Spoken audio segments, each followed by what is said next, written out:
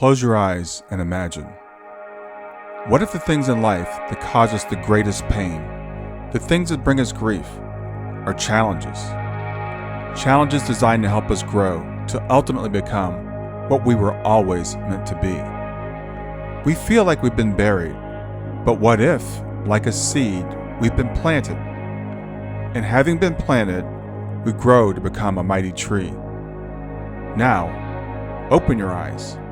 Open your eyes to this way of viewing life. Come with me as we explore your true, infinite, eternal nature. This is Grief to Growth, and I am your host, Brian Smith. Hey there, welcome to Grief to Growth. I'm Brian Smith, and if you're new here, I'm glad you found us. This show exists for the moments when life cracks us open in ways you didn't expect. When someone you love is gone and the world keeps moving, but you can't quite move with it.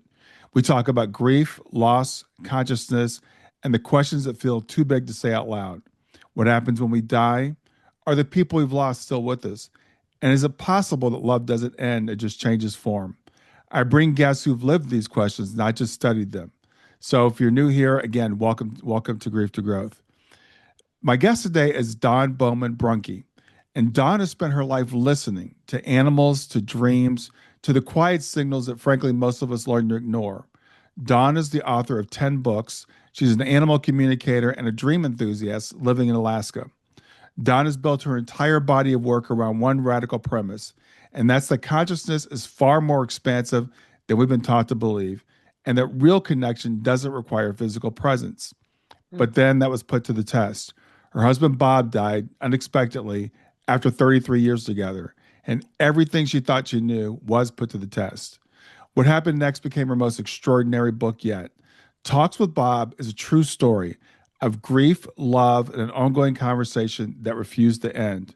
Through dreams, inner world encounters, and shared thoughts, Dawn and Bob kept talking, and what Bob shared from the other side offers a glimpse into the afterlife that is tender, surprising, and deeply hopeful. Now, time works differently there. Love keeps expanding, and the divide between here and whatever comes next may be smart, maybe far thinner than we think.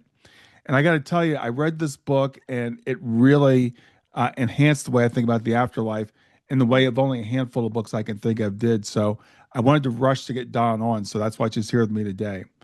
If you've ever lost someone and wondered whether the silence of follow-up was real, whether the connection you had could possibly survive death, this conversation is for you. Dawn's story might just change what you believe is possible also. If you want to continue this conversation after the episode, head over to grieftogrowth.substack.com. You'll find an article there about today's discussion where you can comment and connect with me and with other listeners. And with that, let's get started with Dawn Brunke. Hi, Brian. Thanks for that lovely intro. Yeah, again, thank you so much for being here. I said in the intro, I kind of alluded to the fact that my schedule is booked out. We're recording this in April, and I'm booked out through November. Yeah. But when I read your book, I was like, I've got to get you on now. There's a handful of books I've read that really impacted me, and this is definitely one of them. Oh, great, great. Well, thank you. Thank you. It didn't start out to be a book. It was just conversations. And I am an author, so within a couple of weeks, I was thinking maybe that's a book. Maybe that would help people. And you didn't ask this, but I'll just tell you that Yeah. the format of the book is basically the conversations that I had with Bob day after day after day. So they kind of meander and they're about a lot of different things. And it was a challenge for me because the editor in me likes to organize and summarize. Hmm. And this is more of an invitation for readers to come along and just experience what we experienced, which was a gentle unfolding about the afterlife, about relationship, about my process through grief. And you're right, in the very beginning, you said, grief cracks you open. And that is the word. It just cracked me open.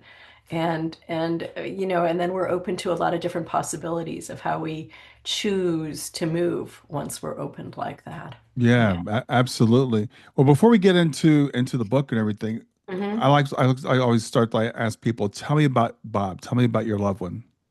Oh, well, he was great. I live in Alaska. He was an Alaska guy into Hmm. hunting, fishing, that kind of thing. He was very much what you see is what you get. No pretenses, very solid. He had his challenges like we all do. Hmm. He thought he was right about most things. Yeah, we all do. Yeah. And so, a lot of discussions that way.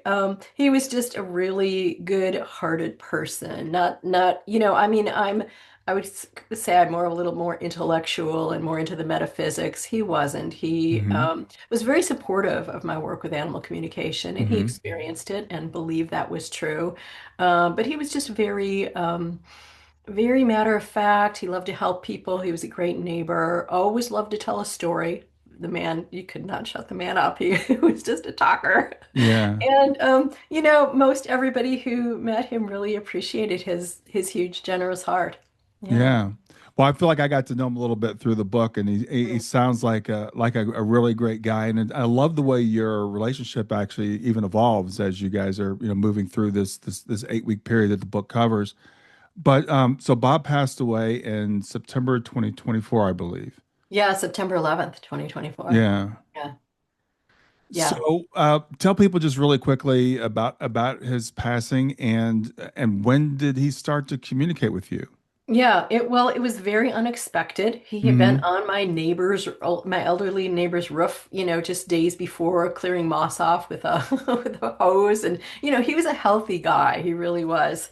Um, the day before he passed, he worked evenings at an Air Force base to keep wildlife off the runways so that the military flights could come and go. So Hmm. he slept during the day. He worked in the evenings.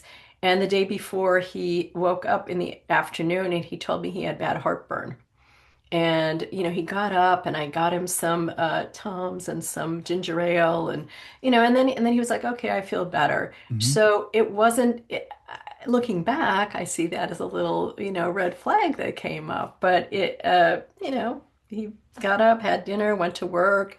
And then the next morning I got a call. And as soon as I got a call, as soon as I heard the phone, I knew. I just knew. Hmm. And his supervisor told me that he had collapsed and he had gone, and it's as you know, it's a shock. You do Yeah. get cracked open, and it is Yeah. a shock. And I remember hearing the voice of the supervisor talking to me, and then my own voice is saying, "You're in shock. You're in shock." Hmm. And shock to me was helpful. It's an anesthetic of sorts, it Yeah. allows us to get through a couple of days. And it was within a couple of days that actually it was that first night I was sitting in the living room, just, your thoughts are just all over the place, right? But I felt Bob's presence. I did Hmm. feel his presence there. And it wasn't a big, deep, profound, magical thing. It was just a knowing, a quiet inner knowing. And a few days later, I had an experience walking around a lake, and it was actually quite beautiful. It was a little lake. My daughter was there. She said, "We have to get out of the house." So we're walking with our dogs, and she's ahead of me. And it's a misty day, very misty day, but a kind of sunny, early September or Hmm. mid-September. And I'm coming around the lake through some trees. And when I come out of the trees, I see the lake and I see the sun coming through the clouds in just this very particular way. And it looks like there's champagne bubbles in the air. And in that moment, I felt Bob here on my right shoulder, and he whispered in my ear, "I'm in your heart." Hmm. And it was just this very profound, again, unasked for, just very kind of organic thing that happened. And I called to my daughter and she came back and I told her what happened. She goes, "Mom, I felt it too. I Hmm. felt Wow. it too." So there Wow. was this lovely confirmation early on. And from that point on, it was my habit because I love dreams, as you said, a dream enthusiast. So in the early morning, I would often just lay in bed and kind of take in the dream world and transition it to waking life. And I started Hmm. hearing Bob or sensing him, let me say it that way. I would sense his presence. And I felt him sharing kind of little dream images with me, almost sensations or visuals of what it was like for him. Hmm. And that just evolved into a conversation back and forth. And I would say within a week or 10 days, I got to the point where, so much was happening there. And I would because I'm a writer, I'd want to write it down. So I'd get Yeah. up, write it down. So we transitioned to a point where I would get up, have my coffee, get out the laptop, and just start typing down our conversation back and forth. And that's Yeah. really most of what you're reading in the book is that daily early morning conversation we were having. Yeah, and there's so many things I love about the book, but one of the things I love a lot is because I think it's 60 or 70% of people who have lost a spouse report some sort of afterlife communication with them. Mm. And they either deny it or are they scared to tell other people about it. And we really need to have these conversations so people realize this is not as uncommon as people think. Now, your level of detail with Bob is unusual, and I wonder how much of that you think is because of your work before as an animal communicator, because you were Yeah, communicating with animals and yeah. I guess both living and dead. Yeah, uh-huh, Okay, yeah. okay, Yeah, so yeah, I had done that work for about 20 years. So I had a okay. good foundation of how to do that. It was just very natural for me. I never took a class, anything like that. It was Mm-hmm. something that just kind of happened and evolved. Um, and it's odd because when he died, I did not think of communicating with him that way. It was more Right. him who reached out to me, and Yeah.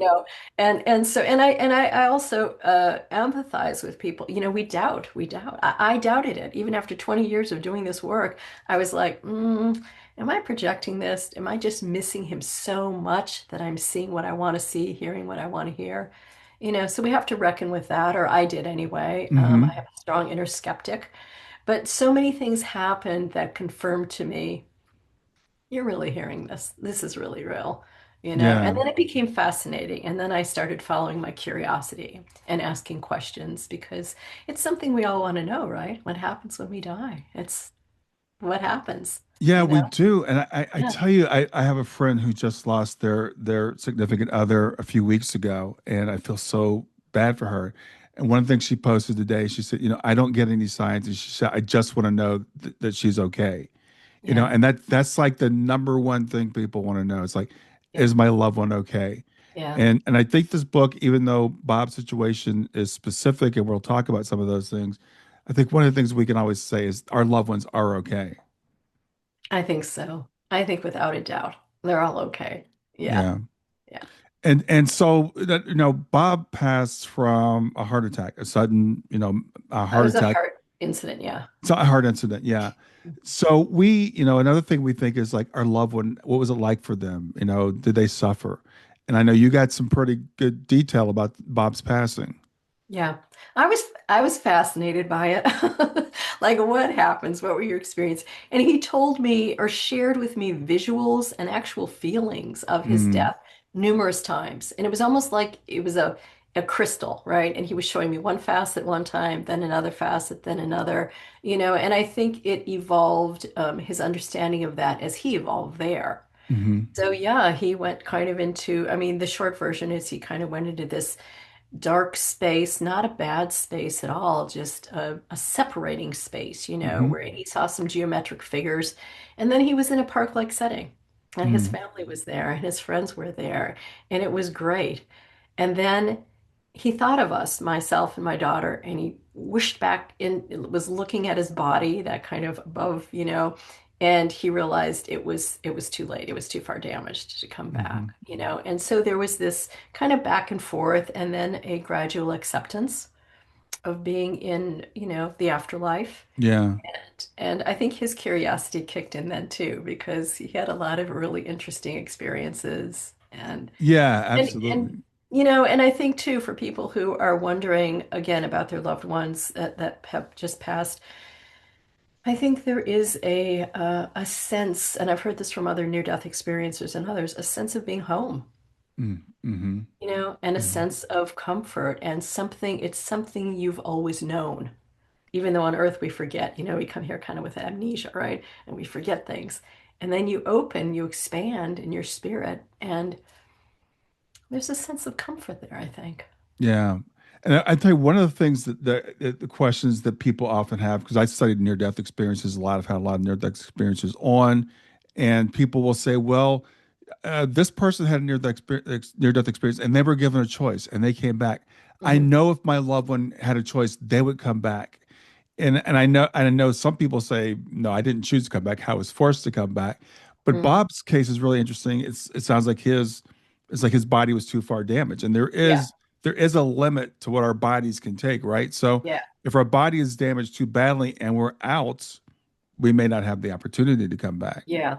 And there was a sense that this was planned, if you will. Yes. It was his path and it was his, and later on, there are some discussions in the book about, and in the second book about it being his choice, really Mm-hmm. to go in that way at that point in time, and because it had to happen, Yeah. unfortunately. I know you had Jonathan Ashford on, and he talks about that a little bit, how some things happen because they need to happen. Yeah, So, well, yeah, from our perspective, from the people left behind, death is always a tragedy. From the yeah, perspective of the soul, it's not necessarily a tragedy, and it's a foregone conclusion that we're all going to pass at some point. It's just a matter of when and how. yeah. And I tell people it's never enough time. You guys were together for, was it 33 years? 33 years. Yeah. Yeah, Yeah. it's never enough time. I've had so many people say, Right. I just wanted more time. It's like, I don't know anybody that said it's enough. My father-in-law passed. They've been together for, I don't know, I'm going to say about 60 years. Yeah, Mm, probably more than 60 years. My mother-in-law was like, it was too soon. I didn't expect him to go. yeah. So I think that's just always going to be the case. Yeah. Yeah. Yeah. You know, and it's what we're used to and it's what we love. And Yeah. so when that's gone, you're forced to really reevaluate everything about your life. Yeah.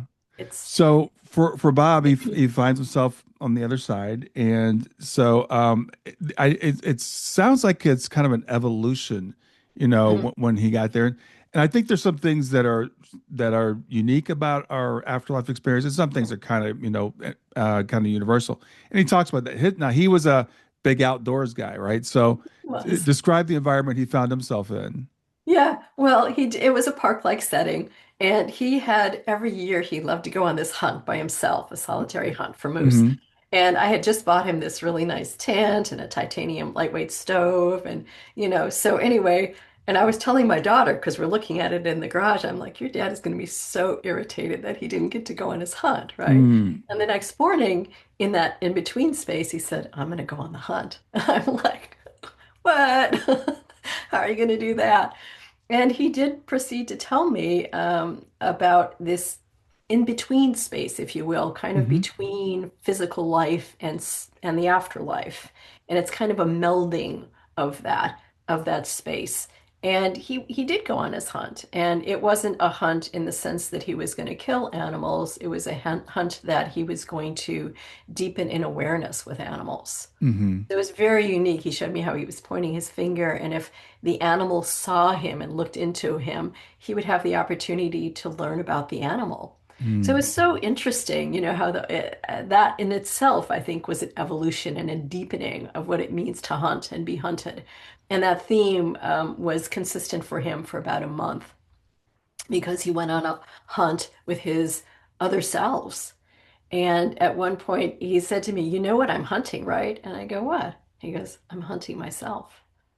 I was like, Yeah, you're hunting your deeper self. You're Yeah. looking for that deeper sense of connection between your many H selves, between you and physical, you and spirit. So, yeah, that was also an evolution of the way that he would see the world.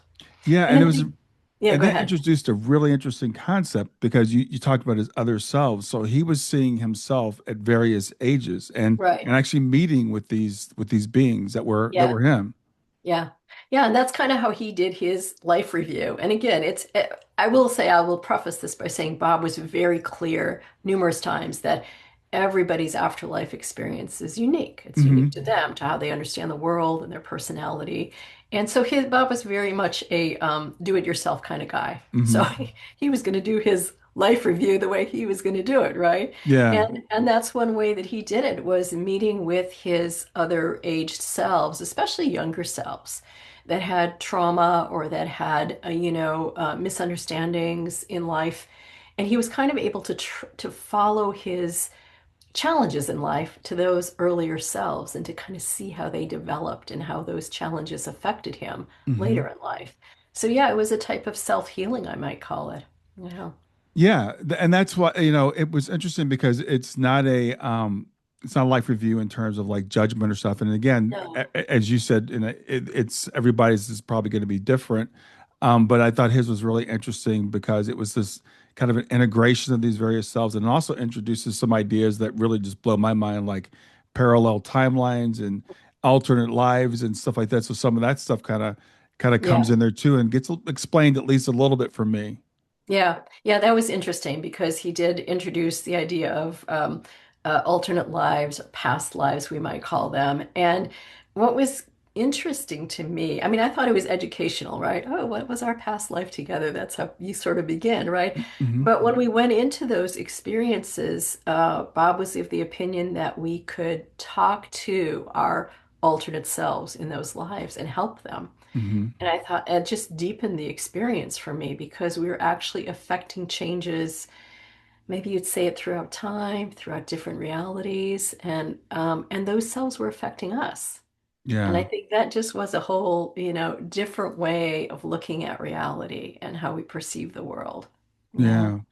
So you kind of touched on this earlier. Your process became like you would wake up in the morning. You would have these in between stages also. So you Hmm. actually experienced Bob in dreams, I think, in an Hmm. in between stage, and then you'd sit down with your laptop and Yeah. you would continue the conversation with them Yeah. there. Right, right. Yeah, I wanted to get it all down because so much of it was kind of wispy Yeah. and later I was really appreciating because little things that were talked about one day were then picked up in another and kind of carried through. And Hmm. yeah, it was a whole connected thread that was divided up by days. Yeah. Yeah, and I like you mentioned the editor and yourself and the Mhm. I guess the temptation to organize it, but I Yeah. love the organic flow of it because we get to go on this journey Yeah. with you as you and Bob are going on, and we see Bob his involvement in the afterlife and because there were some guides there also, but they seem to kind of step back because it sounds like Bob is like I'm gonna do it myself kind of guy, so they're like we're here if you need us. Yeah, yeah, they definitely were there, and he refers to them often, and sometimes he would bring in guides like experts, to do a guest appearance. Um, but I'll say one other thing about that, which was in the beginning, Bob's voice was very much as I knew it on Earth. It was Hmm. very, very certain way. And as he evolved, which I really think is an expansion of consciousness, his voice changed. And sometimes he would use words or phrases that would just, I would be so surprised because it wasn't like him. And oftentimes he would say things that were outside the way I saw life. And Hmm. that was again a little proof, like this is another, this is him in an Yeah. expanded state talking to me and sharing information. And we really evolved together, I think. It was incredibly helpful for my own journey. And here's an interesting thing. I think I was helpful for him. And I Hmm. think that's something we don't often think about with the Yeah. afterlife. We tend to think, oh, that person's, totally expanded. But in my experience with Bob, that's not the case, that there's still evolution on that side, and there's still life planning and life, events that affect us in that world. And so it was really helpful. I mean, he said it to me several times. It was really helpful that I was there, both as an anchor in here to help him Hmm. remember certain things, but also to help him expand. Yeah. It's just he was helping me expand. And that's really the beauty of relationship, isn't it? Of a relationship founded in love. And you just Yeah. having that expansion. Yeah. Yes, exactly. So yeah, again, one of the things I really loved about the book was again him with all the his younger selves and stuff. So that all those they're all still in us. They still make us Mhm. up, but also the connection again that they still need it with you in order to further his expansion. And again, use these various vehicles to communicate. And one image I really loved was the image of the bridge that you talked about. Mhm. Yeah. So tell people about the bridge. Yeah, well, it just became a really good symbol of what was happening. And, it was the bridge between the physical world and the afterlife. Hmm. And we would travel back and forth and kind of meet on that bridge. It was as if our conversations were that way because it's a segue, a meeting between, physicality and spirit. And there were a lot of different experiences, but sometimes I found I could only go so far, you know. Hmm. And Hmm. he would say, "Yeah, it's like dreaming, like you go in dreams, and then you have to bring them back." So there was a little bit of a of bustle work involved in kind of opening to that and then Hmm. bringing the images back. And there's also the notion that other people had made bridges between the living and the dead, and that this Hmm. was a bridge, and that it was very much for everyone, you Yeah. know. So you're welcome to come on this bridge because it's a bridge of connection, and it is for everyone. And the more that we do that, you know, as a world, the more we openings we give, whether it's film or music or art, you know, there's a lot of those bridges present that help us move between those states. And Bob was always the opinion that we are of spirit. We're in spirit world. We just Hmm. have forgotten, you know. Yeah. So the bridge is something that helps us reconnect not only with loved ones, but with ourselves. Yeah. Yeah, Yeah. and you talked about earlier about maybe being a little skeptical. Was am I making this up or is Yeah. this my imagination? And one of the things that really makes me think it's is not your imagination. It's just the concepts in it are so profound and they resonate so much. And as you said, it's kind of more like a remembering. So Mm-hmm. when people read and hear these things, they're like, "Yeah, that makes sense to me." And that's just the feeling I got when I read the book. Yeah, thanks. Yeah, I think that's true in life. You know, we resonate with certain things and we Hmm. know it's true. We don't need it scientifically documented because we know it in our heart. We know it with our being, right? So Yeah. when you feel that, and yeah, I think that's why books like this or artworks or even songs a lot of times can help us move into that space, which is more open, more Yeah. expansive. Yeah. And so I don't know if you ever heard of this, the books called The Team. It's a series of books by a woman named Frances Key, and her mother had passed in the spirit, and her mother channeled these books through her. It's a trilogy, and there's a fourth book also. Your book reminded me so much of that because it's a lot of these same concepts and concepts that to me are kind of like beyond human concepts. Like we can talk to our younger selves and help Hmm. heal our past. I'm like, Hmm. that's not something I would come up with on my own. Right, right. Yeah. I mean, the whole experience for me was an opening of possibilities. Hmm. Yeah. And I think when we're in that space, we can take in a lot more, right? Yeah, Yeah. yeah.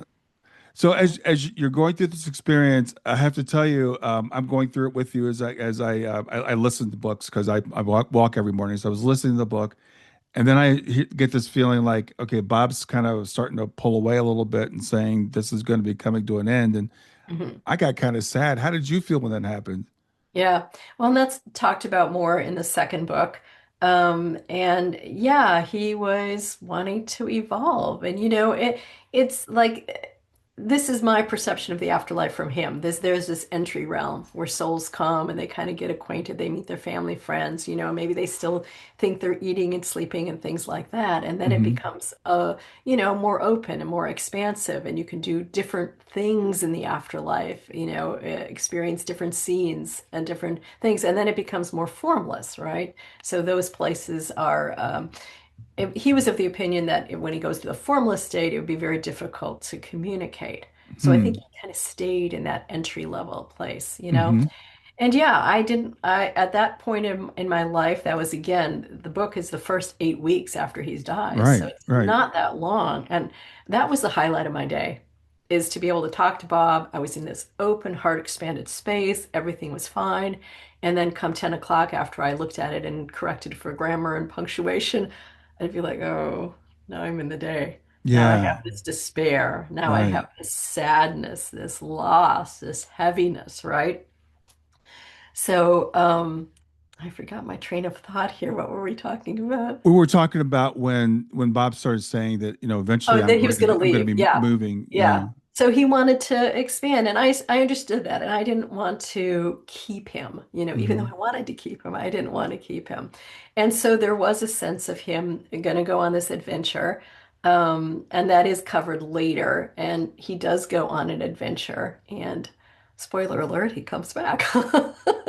Yeah. So, and I think that was somewhat because of these books and because of he wanting to help people. And I think the actually the guides, some of his guides there were very encouraging, Mm, not in the beginning, because in the beginning it was just us talking, but it right. became something, the bridge became real. It became more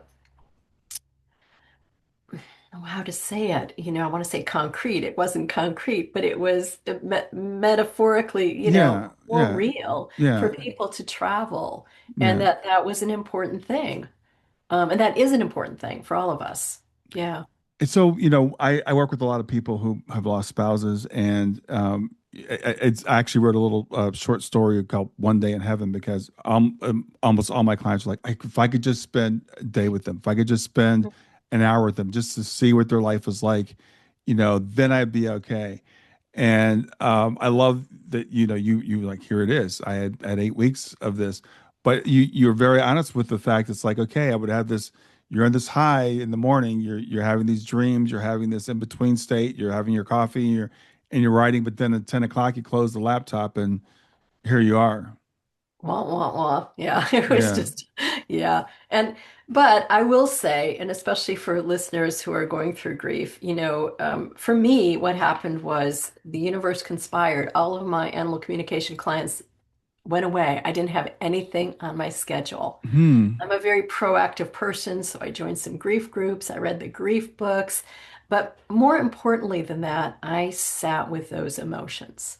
Is I Hmm. made that my practice, my Yeah. meditation, if you will, to really feel that grief, to feel that loss. And it does. It kind of comes in waves. So, for a while you're fine. You're having lunch with friends and it's good. And then you come home and ooh, and so I would really feel that sadness in my body and just sit with that and then things come up, old thoughts, old losses, old Hmm. feelings of being abandoned, all of that comes up, as you know, it's a Right. process, right? Right. And you're really tapping into it. I mean, for me then it became really helpful to do that because I Hmm. knew I was clearing things and I was making light of, and I really moved past my grief relatively quickly. And I think it was because of that. Not only the conversations with Bob, but also because, doing the work, doing the shadow work, if you will.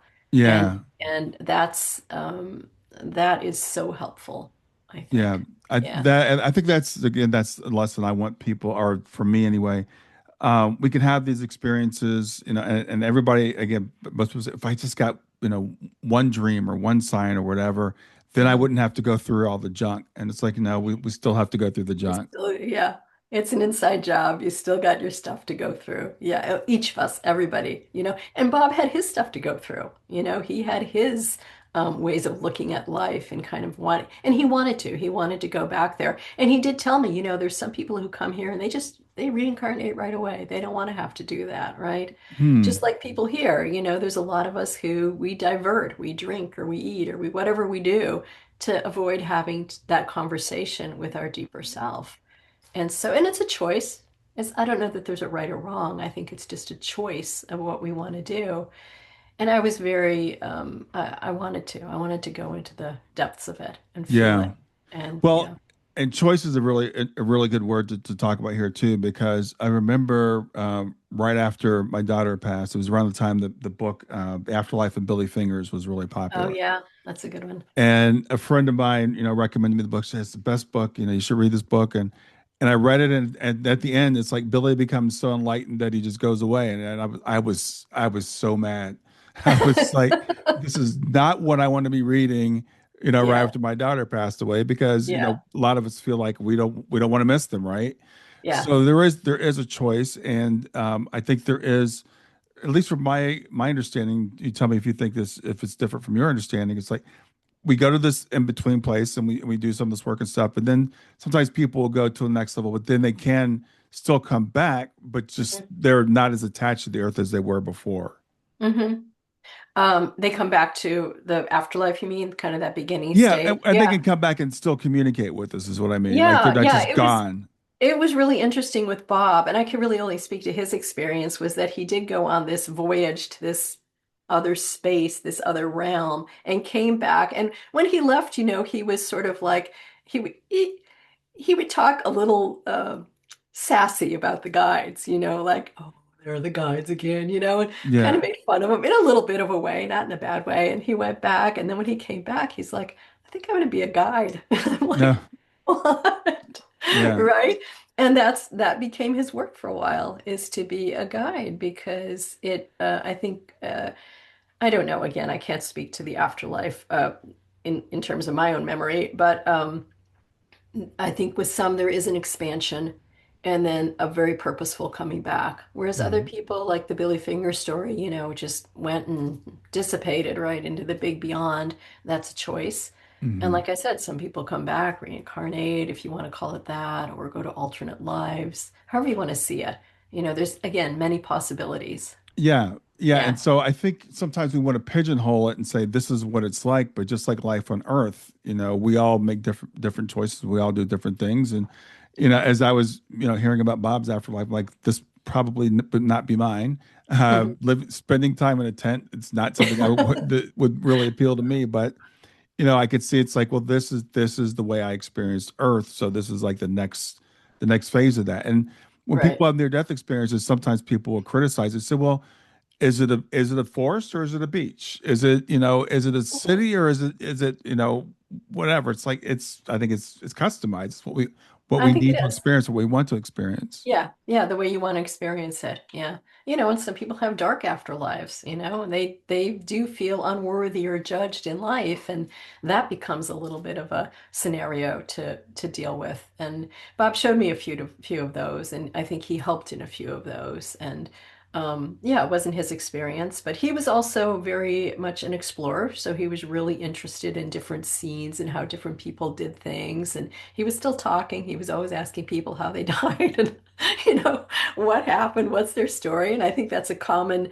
little thread there in that introductory realm of the Hmm. afterlife. Yeah. Yeah. So he was experiencing other spirits of people crossed over, and he experienced your mother, I believe. Is that right? Yeah, my Yeah. mom had passed away a number of years ago, and he had always had a close relationship with her. And Hmm. yeah, so that was interesting. It kind of put me in touch with her. Hmm. And I think when she passed away, I was okay with it. She was kind of in a space where she was ready to go, and that was good. But I realized when he put me in touch with her that I hadn't fully grieved that. And Mm. so it was a really good opportunity to talk with her and to allow that kind of stuff to come up. And yeah, yeah. And yeah, that was lovely. Yeah, so again, you I think I'm not going to say had an advantage, but you had preparation, I guess, by doing this work and being maybe open to more subtle energies and Mhm. and and understanding expanded consciousness. For people that are going through this now, that what would your advice be to them? They're like, because I know I can hear people right now going, "How do I get some of this? How do Yeah. I how do I Yeah. start to experience this or open my mind to it?" Do you have any suggestions? I do. It's similar to what I tell people when I do animal communication workshops. It's the first step is let go of trying. Hmm. Because that's a big one there, right? Oh, I'm trying so hard. So you want to get to a quiet space, if it's for you in nature, if it's in the evening, laying in your bed, or in the early morning, and just be open. It's really cultivating a space of openness, a space of I'm ready to receive. I don't have to receive. I don't know how I'm going to receive. I don't know. No, no, no, no. Let it go, let it go. And I'm just going to be open. And I would say to begin, speak to your beloved, whatever you want to say, Hmm. everything you want to say from your heart. You just start talking. Sometimes that in itself, right, is so helpful. And then when you allow that to come out and you allow there to be an open space, you might not hear right then, but maybe that day a feather comes down. Maybe that day you see a flower in a certain way, or somebody says something to you that your beloved used to say.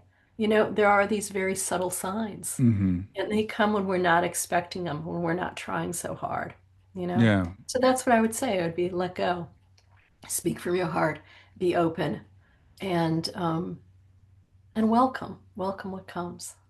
Yeah. Well, this one of the first signs you said you got was you were walking around that lake, and it was you were open to the fact that there's just that moment kind of presented itself to you. It just came. Yeah. Yeah. So just being open to those things, I find that people. It's really funny because people tell me I haven't had any signs, but then we'll continue to talk, and then they'll say, "Well, except for." Right. the fact that I see the number 1111 all the time, or this cardinal's been coming and sitting outside my window every day for, for a month, or, something like that. So the signs are not necessarily huge miraculous things. And Bob talked about like you had some animal communications also, right? Mhm. Yeah. Yeah, yeah. He showed up. It kind of sounds weird, but he kind of showed up a few times as an animal, and it was Mm, an unusual situation. And from doing animal communication work, I can tell you this does happen a lot. Is mm, that well, not a lot, but it happens that those in spirit world will sometimes use an animal to look at us a certain way or to show up at a time when, excuse me, you wouldn't expect them there, or you wouldn't, it would be a space that you wouldn't. And again, we go back to that resonance. There's this inner knowing. You have hmm. this, and it is subtle. You're like, what's that? Why is that cat looking at me? Right? Or you look up at birds and there's a certain movement of the birds. It can be anything. And let me say it this way, it speaks to our heart, not our Yeah. mind, you Yeah. know? So if you can be open with your heart, that's the sweet spot. Really is. Yeah, it reminds me. I hadn't thought about this in a while. It was a few months after my daughter Shane had passed away. And my daughter Kayla was sitting on our deck, and I was in my office here working. And Kayla, I think she sent me a picture. She sent me a picture of like this butterfly, Mhm. and I went out there, and there's this butterfly that it flew around her for like half an hour, just kept circling around, landing on the rail right next to her. It let her touch it, and it was like we both knew that Yeah, that was Shayna coming through her. Now, yeah. um, and it's interesting. I think Bobby talked like you can kind of like it's kind of like a mind meld, I guess, with the animal that they if they allow Mhm. you to and kind of Mhm. influence its behavior. Hmm. That's what he said from spirit world. It's like yeah, I don't know if I want to say a mind meld, but it is like that. It's an ability to influence. Bob used the word influence Hmm. an Hmm. animal, and it's gentle and it's not a possession or anything weird like that. It's just a very gentle. And I think animals are often open to that, because they're more wide open than we are and more in tune with nature. And so there comes a desire to connect with somebody, and sometimes they allow that, right? Yeah, Yeah. So yeah. it's very natural and loving. Yeah, Yeah. and it reminds me. There's a woman that I know. Her name is Suzanne Wilson. She's a medium, and she teaches people how to connect in spirit. And one of the things she talks about, she says you need to understand from your love inside the people, and they have to learn how to communicate with the animals and to make that connection. So some people Mhm. are better at that than others are, Yeah. and I guess Yeah. they have to. Or I hate when we say they because it's us. When we cross over, we are them, but we Yeah. have to learn how to make that connection. Once we're over there. Yeah, and I think you're right. Some people are just more open to that than others, and we all have different areas of expertise and things that we like. And I remember later, Bob was talking about when he was a guide, becoming an animal often. That people, spirits would be there, and not everybody would know that they had passed, right? Mm, And so sometimes being an animal was a gentler way to convey that information, which makes me think that sometimes for us seeing an animal, or having a butterfly circle it's a gentle way, right? hmm. It's a gentle way of and a safe way of touching us, of reaching us. And so maybe we're a little bit more open to that. Yeah, So yeah, it's a great way to do it. Yeah. yeah. It's kind of that bridge, that, Yeah. and again, It's a bridge. that part of the book, I've actually used that when I've been talking to clients about that. That bridge that we can build, that we can meet our loved ones halfway. So Yeah. I think it's a really beautiful analogy that shows that we've got to kind of raise our vibration, to use that, if you want to use that term, and they kind of have to kind of to come down to where we can come to a place where we can kind of Hmm. meet in the middle. Hmm. And so you have some great stories about that. So I want people to understand, as we're having this conversation, there is so much more in the book. So don't feel like, we're even coming close to touching it. It's just really, like I said, really made me think a lot about a lot of things in very different way. But again, I was coming to the end of the book, I was like, oh, I can't believe this. And it's a detailed book, but I was like, I was sad that it was over. And I realized it's been about a year and a half, I guess. Hmm. So what's life like for you now? It's good. It's good. I mean, we're going through a lot of challenges in the world, right? So there's that. Yeah. But yeah, I would say yeah, I still talk to Bob, and he's just very much a loving being and a guide of sorts, you Hmm. know. And yeah, there is more. So I just want to let people know there is a second book and possibly a third, but the second book's almost ready to come out Hmm. because those conversations do continue. And there's some, and it becomes really interesting, about the nature of time and reality and how we evolve. And in the second book, I talk more about my evolution through grief and really coming through that, how a powerful dream helped me move through that and really changed Hmm. me in a way where I think I have a different foundation now. I have a different appreciation, more depth, more connection to really, the deep love that's really everywhere as soon as we open to it, right? Yeah. Yeah, absolutely. So, I'm glad to hear that there is a second book coming out because, like I said, the first book really left me wanting more. In terms, and I'm also kind of glad to hear you say that you're still communicating with Bob because again, I think that's a big fear a lot of us have about our loved ones when they pass. It's like, well, what if they move on? What if they leave me? What if they don't, they forget about me? And I think that is one thing. I'll speak for myself. When my daughter passed away, it's like I don't want to live another 30 years. At the time, I was in my mid 50s. I'm like, I want to go see her now because I don't want her to evolve and become something else. Yeah. So we want to be assured that, where that connection is still there. And another thing, I guess we didn't really talk much about it, so far. It was like you talk about different lives and even you talk about like a dream that you had, I believe, and you're like, were those people real? Were those characters real?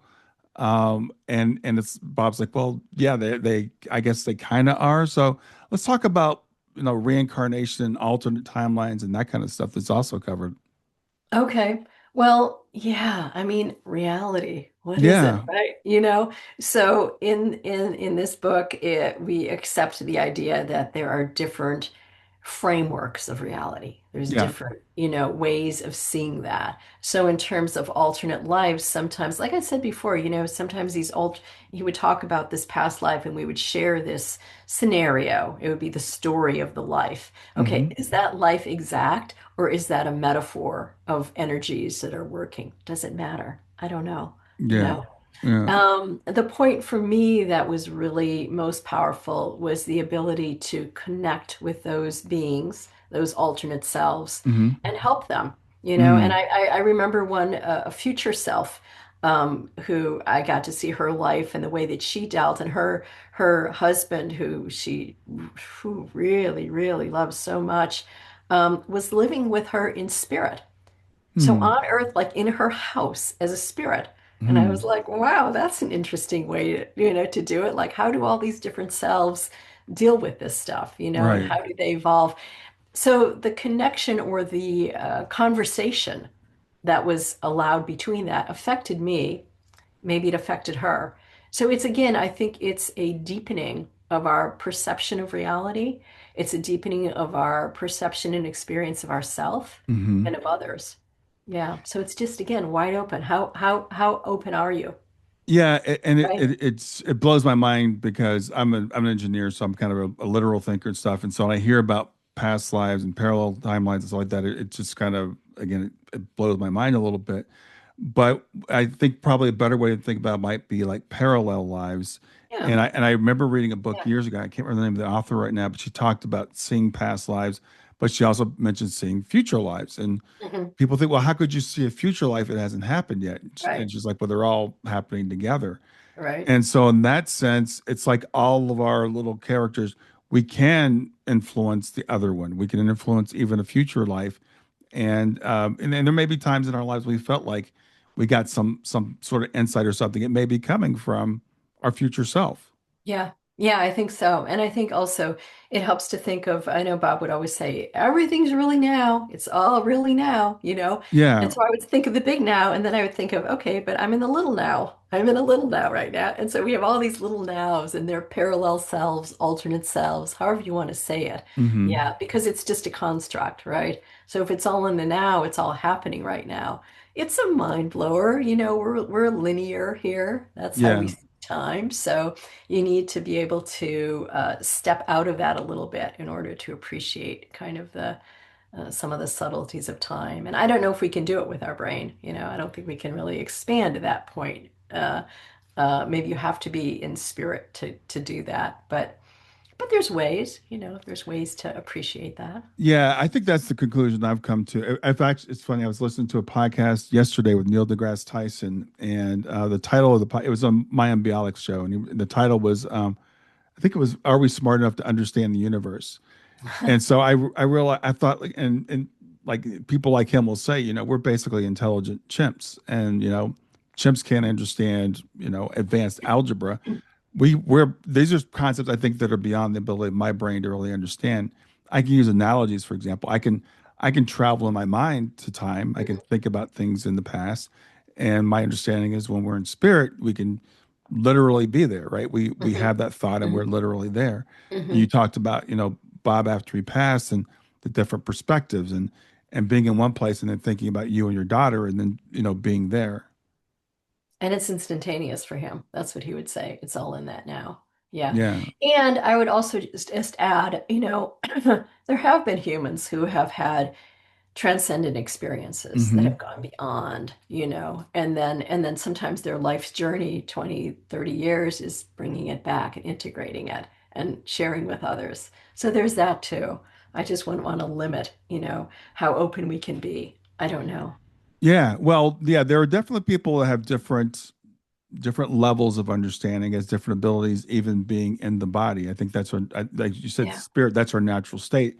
Most of us are so caught up in the physical and so anchored to this point of view, we can't get outside of that.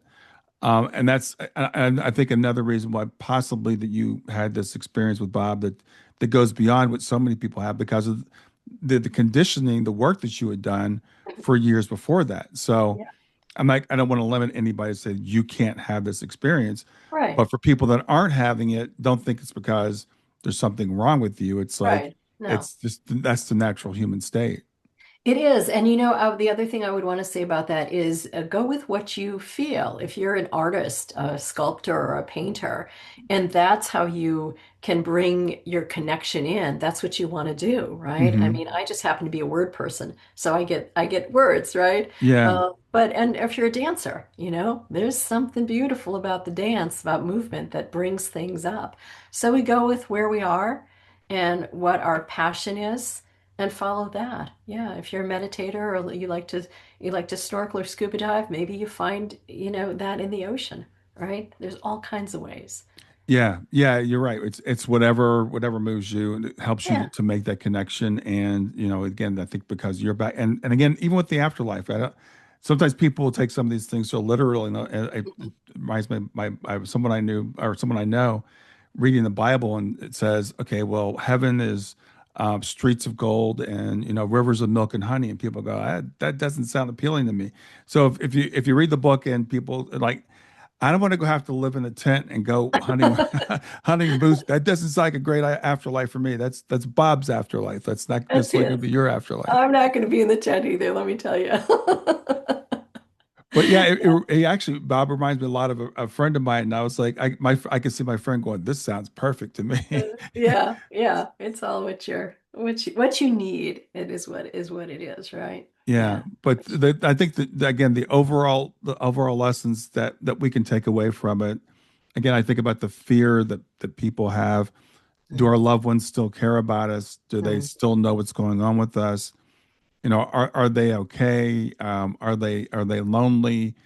I think this book answers all those really deep questions that people have when they lose someone. That first part of it, you're just so fearful. I Yeah, love the fact that this is going to really help relieve so much for that for people. good. That's why we're putting it out. Yeah. Yeah. Help. Yeah. So we're recording this in April of 2026. When do you think the next book will be out? Within a few weeks. Oh, really? Okay. It's already written. I'm just formatting it, and it's yeah, a week or two. Yeah. Yeah. Yeah, and it's the same title, just book two. Book Yeah. two, Beyond Grief is the Yeah. subtitle. So yeah. So Don, is there anything that I didn't ask you that you'd like to get across today? I think you did a great job. I think we covered a lot here. And I think there's no one answer. And that, again, it's about resonance, what works for you, for each individual. And I would say if there's one message from Bob, it's about trusting love. Yeah. Yeah. You know, Yeah. that's Great. really what it is. Great way to end it. So Yeah. remind people of your name and the title of the book. Sure. Dawn Baumann Brunke. The book is called Talks with Bob, a true story of love, death, and life in the afterlife. Yeah. And again, I want to just make sure I emphasize this for people that are listening to this. There's so much more in the book that we just barely touched on today. So I highly recommend. That's why I wanted to rush to get you on because I think it's really, really important. Thank you. Thank you. Don, have a great afternoon. You too. All right.